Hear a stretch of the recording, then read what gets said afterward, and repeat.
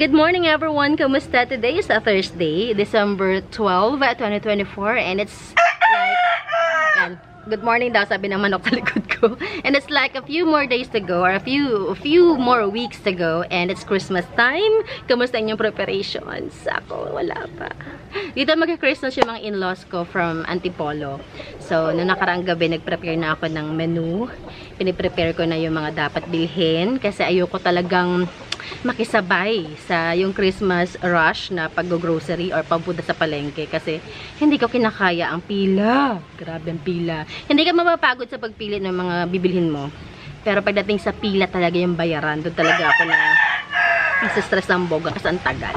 Okay, so much of the daldal. Kumusta? Kumusta ang inyong Thursday morning? Mahangin. Mahangin dito sa area namin, makulimlim, kahapon mainit. So, nagkakasakit ang mga tao. Like yung anak ko, nagsisimula magkaroon ng sipon-sipon. So, ingat-ingat ang lahat, lalo mga bata. Today, pag-usapan natin yung halaman. Kung ano yung halaman, anong pinakamahal na halaman na nabili ninyo noong pandemic. Noong nag-start yung pandemic na tinatawag, yung mga plantita. Kasi yun yung reels ko kayo ng umaga. Pagising kayo ng umaga, pagpunta ko dito sa garden, naisipan ko, so dami-dami na mga halaman ko. Ano nga ulit yung halaman na binili ko noon na sobrang mahal pero pinilit kong bilhin kasi sa gustong-gusto ko. So yun ang pag-uusapan natin. But before that, kamusta? Nakailang kamusta na ako? Welcome sa ating garden. This is Jing Magnus Garden. My name is Jing and I'm the garden owner. We're trying to film almost every day para mag-flex ang ating halaman for sale. Paminsan-minsan naman nagbibigay tayo ng mga tips when it comes to gardening. Yung mga care tips, yung mga propagation tips. Lahat ng tungkol sa halaman. And yun naman yung mga information na acquire ko during our gardening journey. So yun nga, na we started to get interested sa paghahalaman noong pandemic. Siguro mga mid-2020s yun. Katulad ng mga kasabay ko na mga nanay na wala magawa sa bahay, mga tatay na hindi ganun kabisi. Ayun, naghalaman tayo. And bago ko pa na-realize, ganyan sila kadami. Kahit yung mga kapitbahay ko, nagagulat sila, Jing, ganyan na kadami mga halaman mo. Opo, kahit ako hindi ko rin siya namalaya na ganyan yung kadami. And napaganda talaga natin itong piece of land na ito. Dating tambakan lang siya, pero ayun na siya. Na-convert natin siya into lungs ng ating village na sinasabi nga. Sabi nga nila, maraming sabi na itong area na ito, pinakang lungs ng village namin. So, salamat. Salamat sa pag-appreciate ng ating effort sa pag-garden. Okay. Okay na. Start na tayo. So, yun nga. Ako, yung halaman na binili ko noong pandemic, ang size lang niya, kung hindi kayo, sa maniwala kayo sa hindi, ganito lang ang size nung binili ko. Pakita ko po. Ganitong size lang nung binili ko. Dating Varhoma, yan, Varhoma yan. Ganyang size lang binili ko. And alam niyo ba kung magkano? I bought it for 950 pesos. Actually, 1,000 siya nang binibenta. Tinawaran ko lang ng 50 pesos. And that plant is Tcharan! Pink Princess! Ito yung ating topic for today and thumbnail na rin. Kaya lang. Ayan.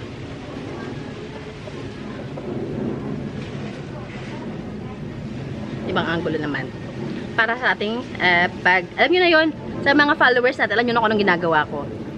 Thumbnail. Ayan.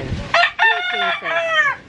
Ayan. Grabe. Sa sobrang kaanuhan ko sa Pink Princess talaga noon, binili ko talaga siya. Pero kasama ang palad. Namatay din siya. Dahil hindi ko nga alam, hindi ko pa kabisado yung mga philodendrons during the time.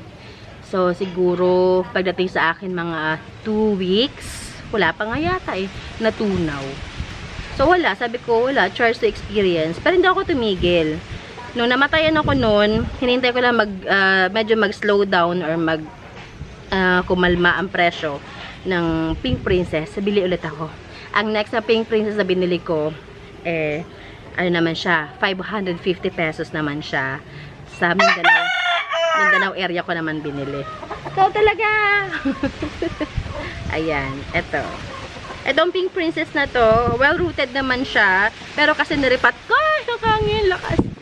apat ko. So, hindi pa to okay, hindi pa to ready for releasing ha. Pinakita ko lang sa inyo.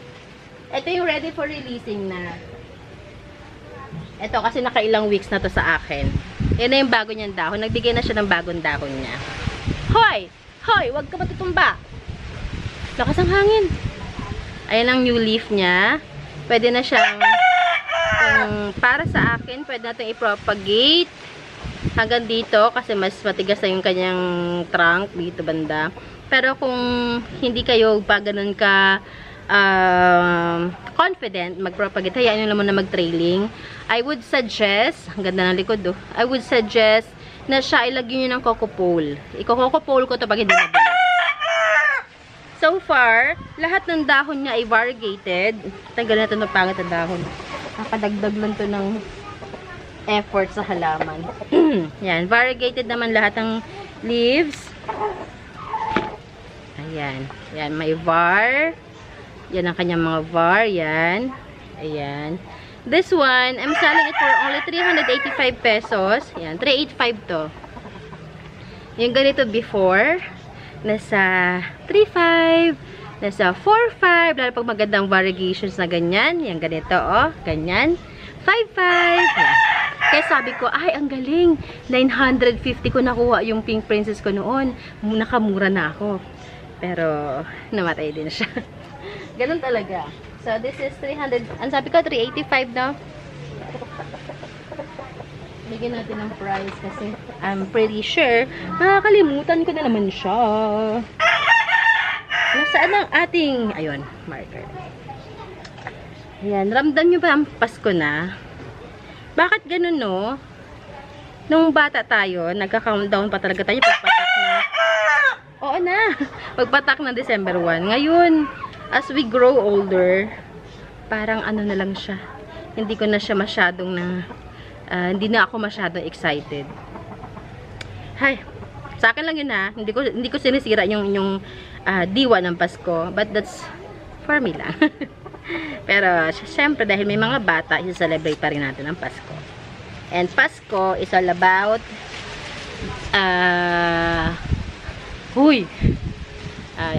it's about giving, love, and syempre, tungkol kay Lord. Celebration of life. Okay. Okay. Next natin. Nag-flex na tayo, no? Simulan natin. Next natin, ito, isa pa to sa pinaka-kinabaliwan ko na halaman before. Ang ating variegated ring of fire. Hindi to tricolor eh. Kasi iba yung tricolor. As in, may pinkish talaga siya. Variegated lang siya. This one, I'm selling it for only 285 pesos. Yan, 285, big leaf na siya. Ako lang nag-propagate niyan, so kaya mura ko lang siya ibebenta. 285. Malay nyo mag-tricolor yun. Minsan kasi, nag-mutate sila, naglalabas sila ng ibang color. Next na naman ng aking, di ba kalalapag ko lang? Ayan, ayun.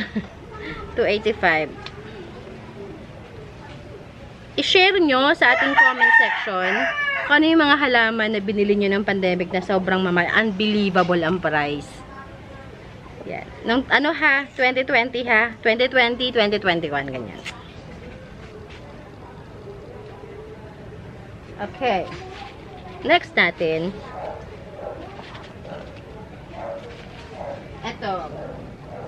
Ito dati, pag meron kang ganito before, White Princess, collector's item na siya.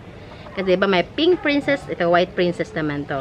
Yung White Princess ko naman, okay na to. Ang kanyang, meron pala ako natutunan. Diba naalala nyo, nag-video tayo nakaraan na tinanong ko kung anong difference ng substrate at saka ng media. Ayun, may nag-explain. Salamat sa iyo, ma'am. Shout out sa nag-explain. Hanapin nyo lang yung video na yun. Basahin nyo yung kanyang explanation about it. Napakahaba na explanation niya, pero I am so thankful na may nag-explain niya. So, yun. Ang media pala is yung mga materials na gagamitin mo para gumawa ng soil mix. Kapag halo-halo mo na sila, nagamit mo na, mix mo na, yun na ang tinatawag na substrate. Tama ba? Yun, tama. yun ang pagkaka-explain niya. So, yun. So, ang ginamit kong substrate sa kanya, substrate na gagamitin ko ay acacia leaves, cocoa peat, pumice stones, rice hull. Yan. Yan ang ginamit ko sa kanyang substrate. Hindi na media, substrate na pala. Yan. This is White Princess. I'm selling this one for only. Sige, magkano ba ang bili ko sa iyo ulit? Ang ganda ng bar niya, Ganun far. Sige, kahit 420 na lang ito. Hala, baka. Check ko muna. Pero sige, 420 na sabi ko na eh. Baka nga mabili ko. Nakalimutan ko yung bili ko sa kanya. 420. Sige, okay na 420. Meron pa naman ako dun eh. Alam po, White Princess yun nandoon ko. Okay, nga mo na. Ganda ng bar. 420. Okay. Yan. First time ko siyang i-flex mula nung binili ko siya. So, yun. Kung meron tayong tricolor, ay hindi ba tricolor? Variegated Ring of Fire, meron tayong Ceratum. Yan. Green Ceratum lang. Yan. Ito, I'm selling for kahit 200 pesos na lang to. Ang tibay ng pot nito, makapal ang pot niya, no? 200 pesos na lang yan. Top cut. Ako din ang top cut niya. Dito tayo sa table na. Okay. Now, meron akong i-out na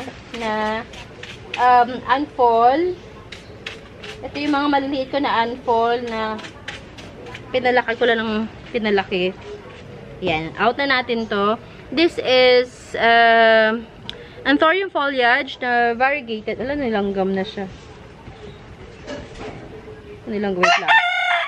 Itataktak ko lang yung langgam niya. Ayan o. Nakikita niya ba yung var? Hindi. Yan. Yan ang var niya. Now, hindi ko lang Hawkery Eye ang ano ito. Series of kumbaga, ang mother niya is Hawkery Eye. Tapos siya ay na-crossbreed na lang sa ibang unfold din. At so far, ito pala lumalabas yung var. Ito yung pinakabago niyang daon. So, nagsa-start na siyang magbigay ng variegations. Ayan siya. Yan. This one, sige, pwede ko itong i-release for, sige, bigay ko ito ng ano, 475. 475. Ayan. Diba, kaliit lang ng kanyang pato. Dumating to sa akin ng ganyan lang, kalinggit. Pinalaki ko na siya ng pinalaki. Okay? Teka, 475, no? Nakailang minutes na tayo po? 12 minutes na. 475. Alright.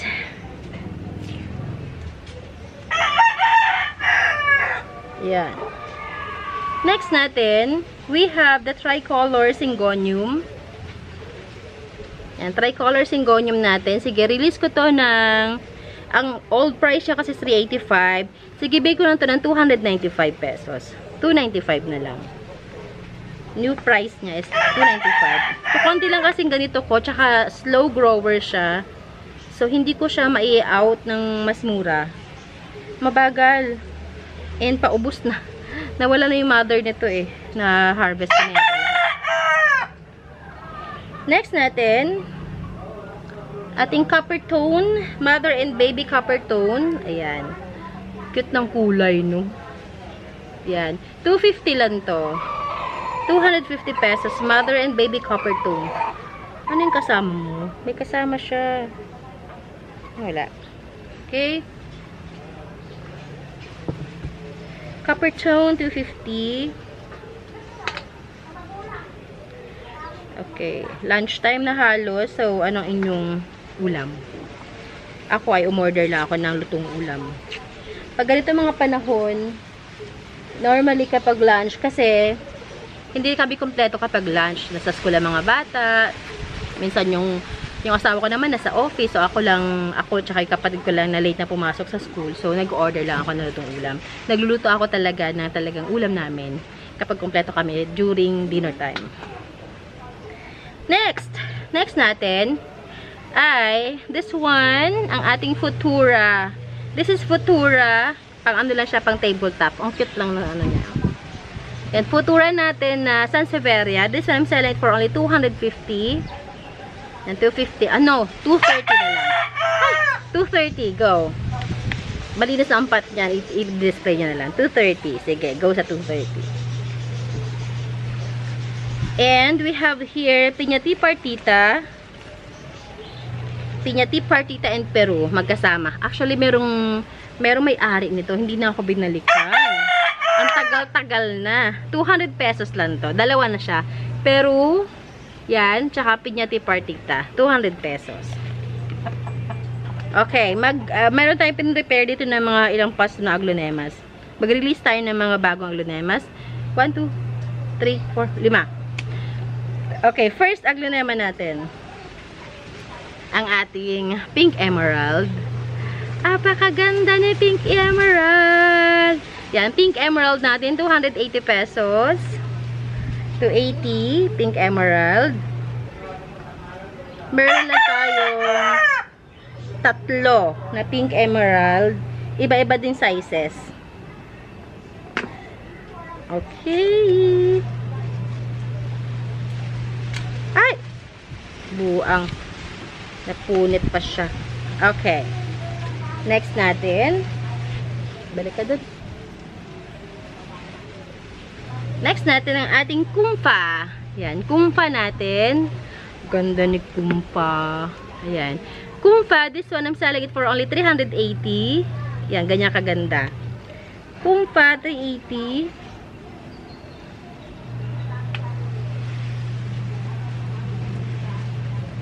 Ito yung mga Thai variety natin, ha?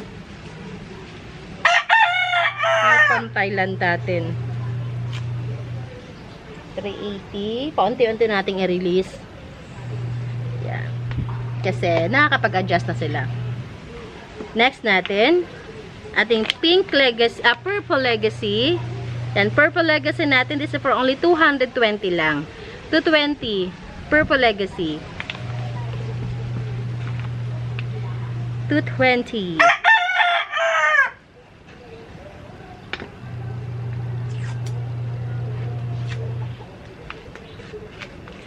Okay. Next natin, itong ating Dayan. Dayan natin, ang ganda. Itong likod ni Dayan, oh. Itong si Dayan is 335 pesos. Dayan, 335. And last, but definitely not the least, itong ating, tagalin ko lang yung lumang dahon, ha. Para siya ay gandang tingnan. This is our, okay, this is Sombat. Ay, kaganda ni Sombat. Sombat! Ayan, Sombat natin. This is 430. 430. Ang ganda ng settings ng dahon niya, oh. 430 to, Sombat. Ganda! Ang ganda niya. Oh. 420 Sombat. Tama ba? Sabi ko 420, no? 420. Ganda ng dahon. Pag hindi ito nabenta, gagawin ko itong mother. Kasi ang mahal-mahal niya bilhin. Plus the shipping fee. Plus the pots. Tanggal natin yung mga lumang dahon. Para mag-concentrate lang sila sa pag-recover. Yan. Yan. Another look. Ganda talaga. Yung shiny-shiny pa yung dahon niya, oh. May ayun, oh. Matigas ang dahon. Already. Okay, so that's it. Our plans for today. Teka, tanggalin natin yung may na sunburn sa Sombat na dahon. Tanggalin natin ito. Okay. Right, so if you have any inquiries, nasa description box natin ating Facebook page link, ng mga contact information natin. Nandiyan aking phone number, nandiyan ating Instagram, Messenger, yan, kontakin niyo ako dyan. And also, I would like to ask a favor, pa-follow naman ako ng ating YouTube channel. Nandiyan din sa description box natin ng link. Yan yung mga kaganapan natin ng buhay namin outside gardening. So, we are located in San Francisco, Binyan, Laguna. We deliver via Lala Move. You are very much welcome na mag-ipon order. Meaning, kapag meron kayo gusto ang halaman sa video natin today, like 1 or 2 pots, and hindi nyo pa gusto ipa-deliver kasi nga, syempre, gusto nyo sulitin yung delivery fee, okay lang po yun. Sa akin na lang muna yung planting nyo, alagaan for a time being, and then, kapag feeling nyo okay na, nakapagdagdag na kayo ng another pots pa sa mga next natin mga videos, sa mga previous natin ng mga videos, yan, i-deliver natin yan. Sila move, kaya niya mag-carry ng pag small pots na kagaya nito, kaya siguro mga hanggang 10. Pag mga medium sizes na mga pots, mga 5 to 6. Pag medyo malalaki, mga 2 hanggang 3. Okay, so yun lamang. I hope you guys enjoyed. Ingat kayong lahat. I'll see you tomorrow. Mahangin talaga siya. Naano ako sa payong. And yun. Kita-kits. Bye everyone. God bless you all. Mahangin na, natakot na ako. Bye.